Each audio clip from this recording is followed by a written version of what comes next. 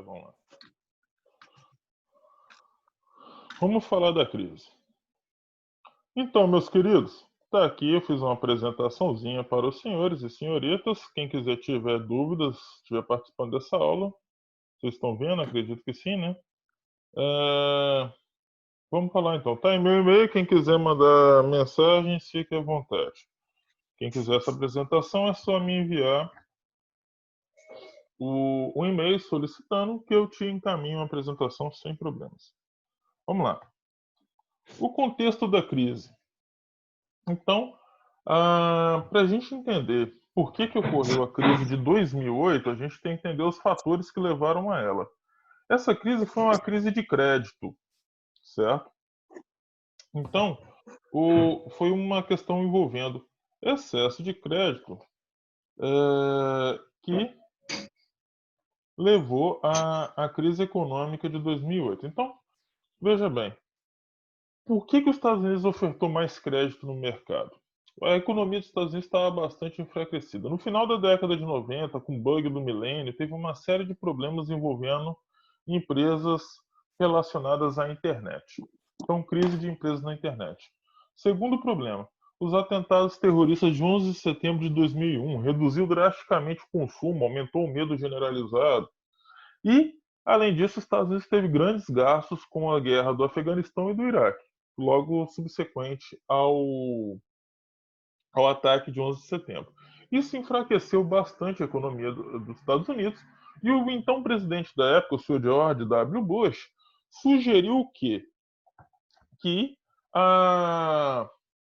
as pessoas comprassem, porque ele até falou uma frase interessante, né? Ele falou assim: vamos consumir, pessoas, vamos consumir. Por quê? Porque quanto maior o consumo, mais as empresas produzem, mais lucro elas têm, mais empresas elas vão gerar, mais emprego elas vão produzir e resultado, mais, ma- mais a roda da economia vai girar. Ótimo.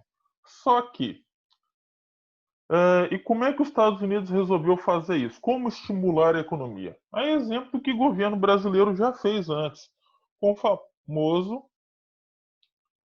com o famoso sonho da casa própria. Então o governo acabou criando o que a gente chama de uma bolha imobiliária. Vamos entender como é que surgiu essa bolha. Então, para estimular a economia, os Estados Unidos estimulou a casa própria. Como? Baixando os juros. Então você baixa os juros para financiamentos de longo prazo e as pessoas vão se estimular a comprar casas. Show de bola. Quem vai fazer isso? Os bancos, né? Então, os bancos nos Estados Unidos vão vão fazer esse financiamento imobiliário da casa própria. Com quem? Com as famílias, ok? Então, uma família vai comprar uma casa. Vamos supor que você que está me escutando aí agora queira comprar uma casa, mas acontece o óbvio, né? Como a grande maioria das pessoas não tem dinheiro. E aí, você vai comprar como? Ora, você vai precisar de um empréstimo. Esse empréstimo, você vai até o banco e vai financiar a sua casa e você vai precisar de um empréstimo. Um banco, geralmente, ele pede uma garantia para dar esse empréstimo. Ora, se você não tem nada, qual que vai ser a garantia? A casa que você está comprando. Então, você vai pegar um dinheiro emprestado com o banco vai pagar a pessoa que você está comprando a casa, e no final das contas, você vai pagar talvez 2 casas ou 3 para o banco por causa dos juros. Mas vai ser uma coisa de longuíssimo prazo. O banco, obviamente, ele não quer perder dinheiro. Então, ele não vai te emprestar porque te achou bonito. Ele vai verificar se você tem condições de pagar a casa, certo? Se você não pagar a casa, o que acontece? O banco toma a casa e põe ela em leilão, porque o banco não quer fazer absolutamente nada com uma casa, ele quer dinheiro. Então ele vai botar ela em leilão para poder ganhar o máximo de dinheiro possível e reaver o dinheiro que ele gastou, com juros de preferência. Bom, e daí? E daí que existem pessoas que vão lá comprar casa, que são pessoas que tem condições, tem um emprego estável, tem às vezes mais de um emprego, tem condições de pagar a dívida. Outras pessoas não têm condições. Em geral, o banco normalmente nega o financiamento de pessoas que ele acredita que não vai ter condições de pagar a casa. Às vezes o banco empolga e pensa o seguinte: não, eu vou dar o financiamento para esse cara, se ele não pagar, eu tomo a casa e vendo ela. Esse processo dos Estados Unidos, essa casa que fica com o banco como garantia até ser quitada, eles chamam lá de hipoteca. A gente aqui também, mas a gente acaba não usando essa terminologia.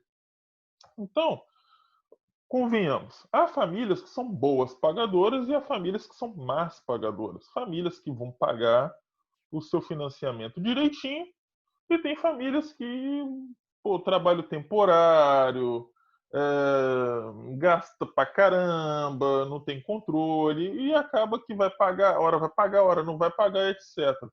As boas pagadoras vão chegar, provavelmente no final das contas, elas vão ter as casas. As más pagadoras provavelmente vão acabar perdendo as casas, certo? Só que, meu querido, o financiamento imobiliário não é da noite para o dia que o banco vai ter esse dinheiro, é de longuíssimo prazo. São prazos de 20, 25, 30, 35 anos pagando. Logo, o cara, tantas boas quanto as más pagadoras, se terminar de pagar, elas vão chegar. O banco vai receber o dinheiro de duas, três casas? Vai, daqui 30 anos. O banco está afim de esperar? É muito tempo. Aí um determinado banqueiro nos Estados Unidos, há muito tempo atrás, deu uma grande ideia que é utilizada ainda hoje, que é o seguinte: é transformar em títulos as dívidas. Vender como se fossem ações. Vender esses títulos para investidores que não se importam de esperar 30, 35 anos para receber o dinheiro. Mas vão receber o dobro ou o triplo, que de certo modo, é um excelente investimento. Raramente você consegue duplicar ou triplicar o seu investimento. E o banco vai ficar feliz porque vai ter o dinheiro na hora. Lindo!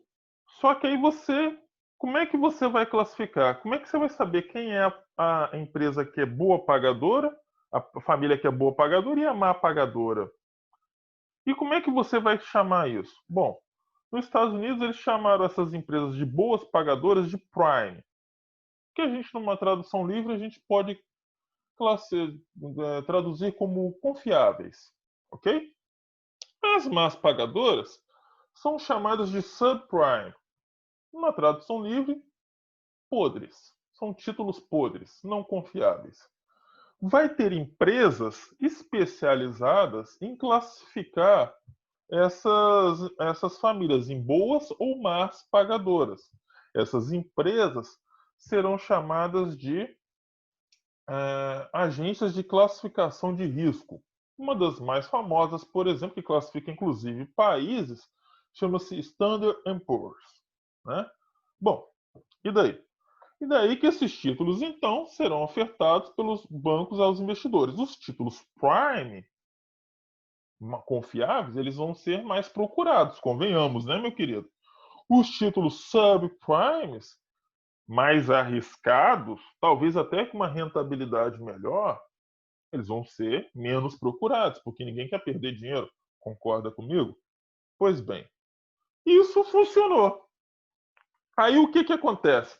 A família compra a casa, financia, o juros está baixinho, pá, ele vai lá e faz o quê?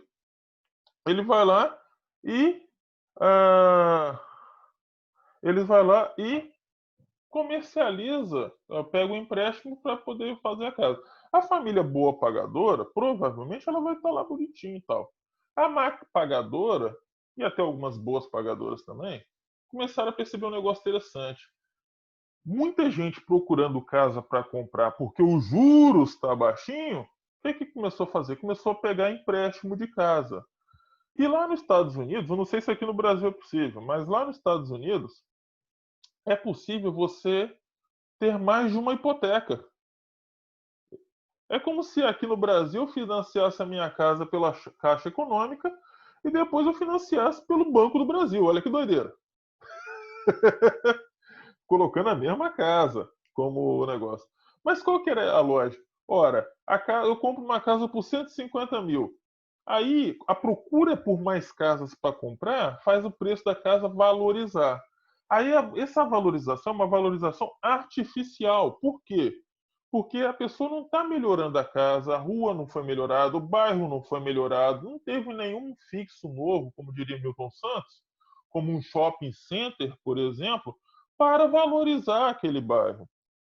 Logo, o, o preço está melhorando simplesmente por causa da maior procura e menor oferta. Então a casa passa a valer 200 mil, 250 mil. O que, que a pessoa faz? Vai lá e faz uma nova hipoteca. Só que em vez de ele comprar outra casa, o que pode ocorrer, ou ele utiliza esse dinheiro para gastar com consumo. Por exemplo, viagens, roupa nova, celular novo, etc, etc, etc. Na ideia do sujeito, o que está acontecendo? A casa vai valorizar, não tem problema. Qualquer coisa eu vendo.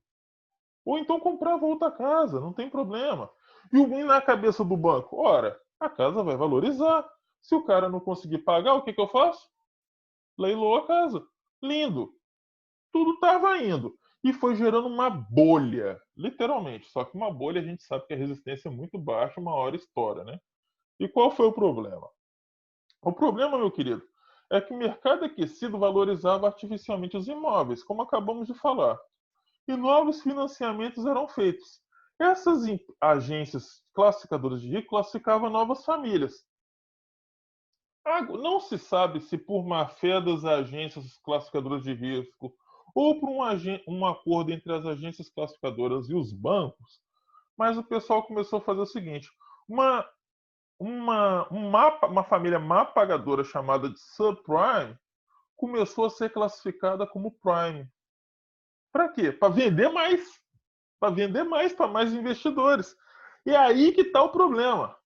Então as agências classificam títulos podres inconfiáveis em prime e oferecem os títulos, os bancos oferecem para os investidores, às vezes os próprios bancos que financiam as casas para as famílias.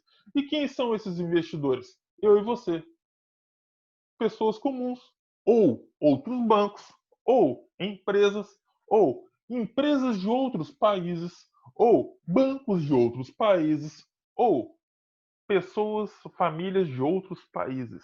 Logo, a coisa começa a ganhar uma grande proporção. E quem não quer investir nos Estados Unidos? Supostamente, o lugar mais seguro do mundo. Entendeu? Deu ruim, a bolha estourou. Por que e como a bolha estourou? O governo dos Estados Unidos aumentou os juros. Ora, chegou um momento que a grande procura por casas fez a sobrevalorização dos imóveis aumentar bastante e o aumento generalizado dos preços tem um nome, chama-se inflação. O governo, para tentar conter um pouco dessa inflação, ou ainda para reduzir o consumo, afinal as pessoas estavam consumindo demais, e consumir demais gera endividamento, que também não é bom. Então o que, que o governo fez? Aumenta os juros. Aumentando os juros, o financiamento imobiliário fica mais caro.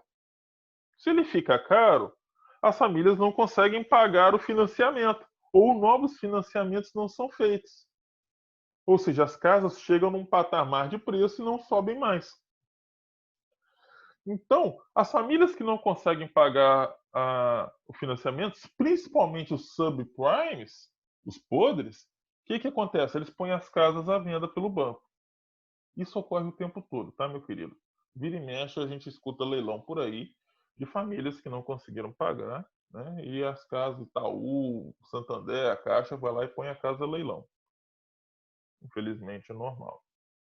E daí? E daí que muita gente fez isso. Não foi um ou dois, não, meu querido. Muita gente fazer isso, o que é que fez? Imagina muita gente perdendo a casa ao mesmo tempo. O banco não vai querer ficar com a casa, ele vai botar ela a leilão. Botando a casa a leilão, você aumenta a oferta de casas à venda. Aumentando a oferta de casas à venda, o que, que acontece com o preço? Lei da oferta e procura de Adam Smith. Você já aprendeu? É o quê? Queda abrupta dos preços dos imóveis. Algumas casas passam a valer menos que o valor do financiamento, porque o aumento foi artificial. Lembra, meu querido? Olha o problema, cara. Então o cara vai lá, pega um financiamento, a casa foi valorizando, ele foi fazendo novas hipotecas, a casa que ele comprou por 150 mil já estava valendo 400, ele vai lá, pega um novo financiamento de 400, a bolha estoura, aumenta a oferta, o preço da casa despenca. Só que o financiamento é de 400. E daí? E daí que o banco perde dinheiro. Todos os investidores que colocam. Como o banco perde dinheiro? E o investidor também, que comprou o título da casa, lembra? O que os investidores fazem? No desespero para não perder dinheiro, colocam os títulos à venda ao mesmo tempo. Muita gente vendendo o título e pouca gente querendo comprar. O que acontece com o preço? Lei da oferta e da procura? Aumenta a oferta e derruba o preço dos títulos. Olha que loucura, maluco. Derrubando o preço dos títulos, falência dos investidores. Ou seja, o cara, ele perde dinheiro, perdeu dinheiro comprando os títulos subprimes.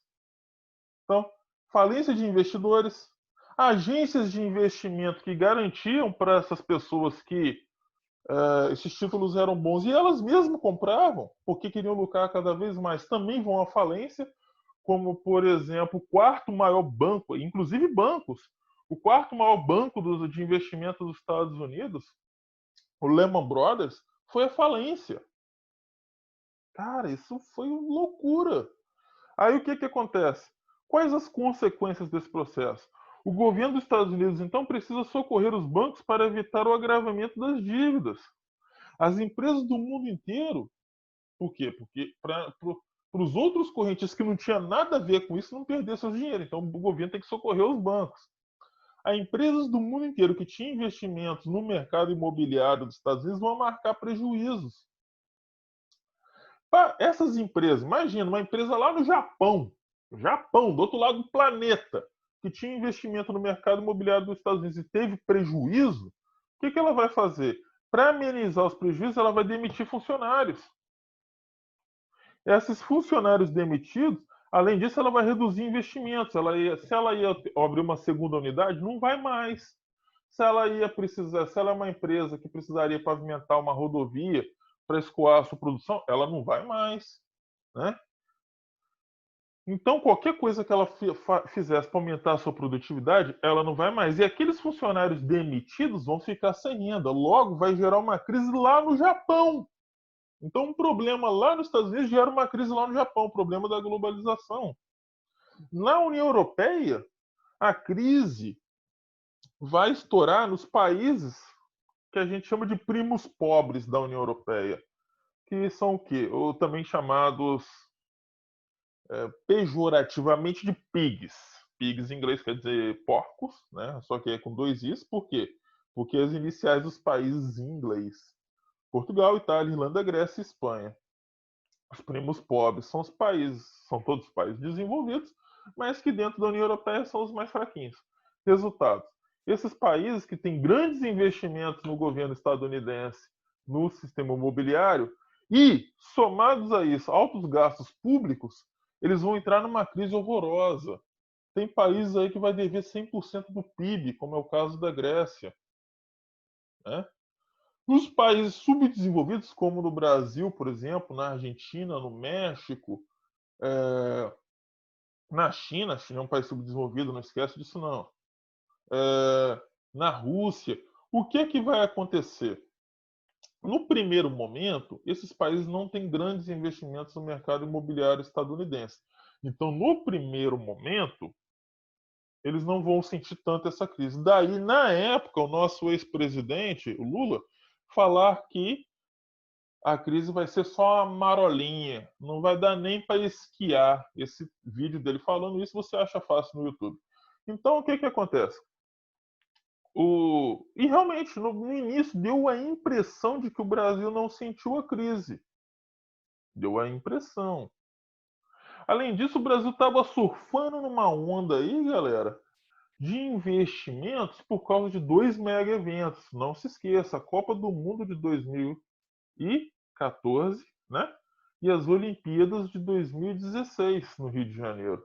Todos dois exigiam grandes investimentos em estádios, em obras de infraestrutura, aeroportos, etc, etc.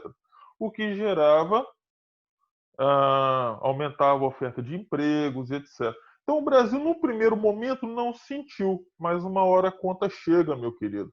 O que aconteceu nesses países também no Brasil? Cada um num momento um pouquinho diferente, mas ocorreu a queda do valor das ações das empresas. Essas empresas que tinham, algumas poucas que tinham investimento lá nos Estados Unidos, tiveram queda no valor das ações. Por quê? Por causa da fuga de capitais. O que é fuga de capital? Investidores estrangeiros e até brasileiros que tinham investimento nas empresas do Brasil, eles pensaram, cara, se os Estados Unidos, que é a maior potência do mundo, teve um grande problema com essa crise, o Brasil, a Maria, vai chegar essa crise. Aí o que o pessoal sugeriu então? Começou a fazer?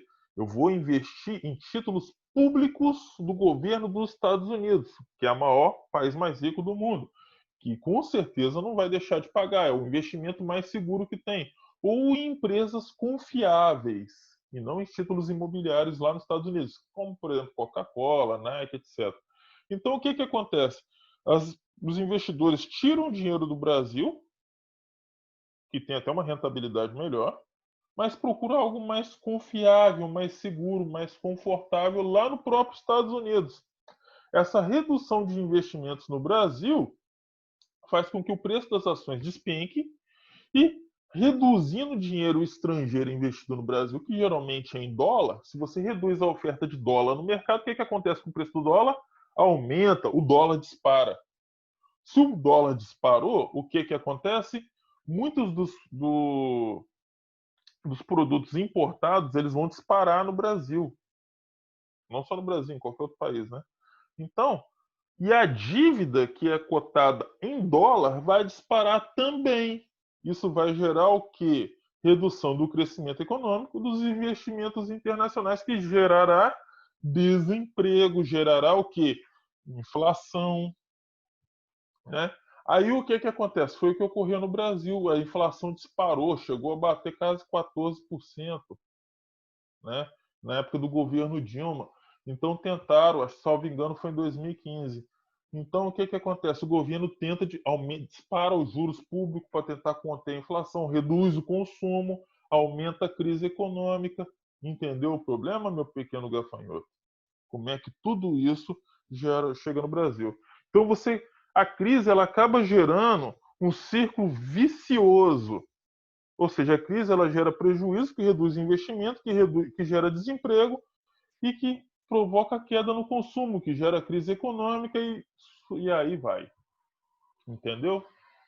Esse foi a crise de 2008. Para você ficar bem informado sobre a crise financeira de 2008, segue algumas sugestões de filmes. Para quem gosta de estudar por filme, eu particularmente gosto. Então, Capitalismo, uma história de amor, do cineasta Michael Moore, é um documentário muito bom. Esse filme aí, ele fala lá, a grande aposta, ele vai lá na entranha da crise, cara, é bem lá na Bolsa de Valores mesmo, tal. Ele é muito, muito bom, de Adam McKay, 2015. Sugiro você assistir. Imagine Call, o dia antes do fim de 2011, também é muito interessante. 3 filmes aí para você se aprofundar no assunto. Beleza? No mais, é isso aí. Obrigado, pequeno gafanhoto. Ô, professor. Oi. Aqui, Maria. Pode